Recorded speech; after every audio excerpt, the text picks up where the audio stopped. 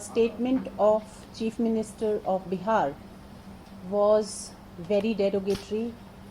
We are deeply concerned with this.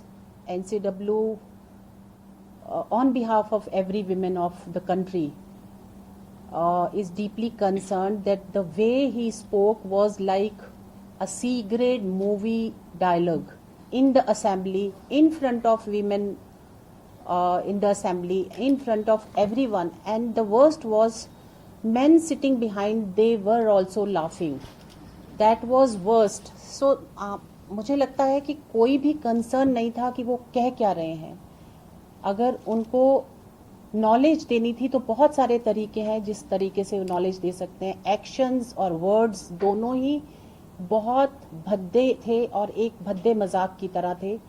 पूरी महिलाओं को उससे शर्म आई और वो सुन नहीं सकती हैं.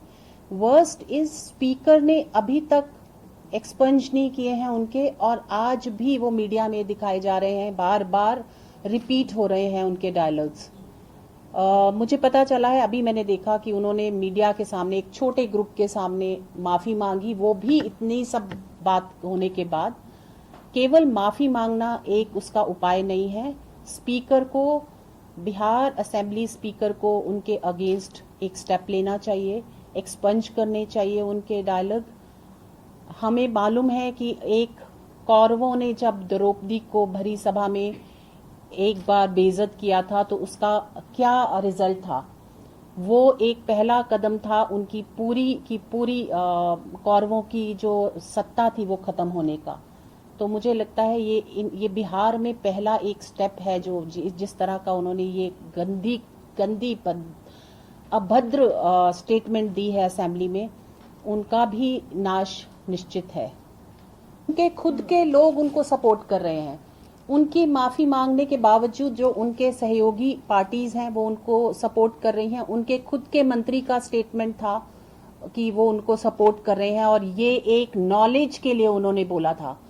मैम ये किस तरीके की माफी है? बिकॉज जब ये स्टेटमेंट्स बोले जा रहे थे तो असेंबली में तेजस्वी से लेके कई लोग हंस भी रहे थे इस वाक्य को.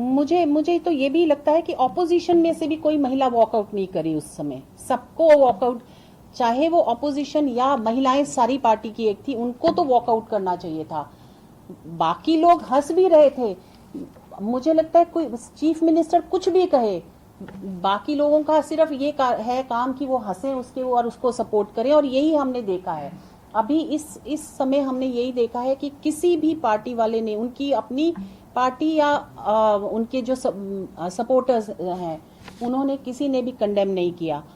अभी वो कुछ शब्दों में माफी मांगने से मुझे लगता है वो नई बात है. ये उनको स्पीकर को उनके अगेंस्ट कार्रवाई करनी चाहिए. तेजस्वी यादव ने भी उनको डिफेंड किया और ये बोला कि उनके बयान को गलत तरीके से ना लें, बल्कि उन्होंने तो नॉलेज के लिए ये नॉलेज के लिए ऐसे तो सी ग्रेड मूवीज भी मुझे लगता है फिर वो कहेंगे कि हम सेक्स एजुकेशन देते हैं, तो फिर उसको क्यों ए सर्टिफाइड किया जाता है. वो ये वही सेम डायलॉग्स थे जो सी ग्रेड मूवीज के डायलॉग होते हैं. और ये सारी लोग, पूरी जनता देख रही है. इसको कोई ए सर्टिफिकेट नहीं दिया गया. बच्चे भी देख रहे हैं, महिलाएं भी देख रही हैं.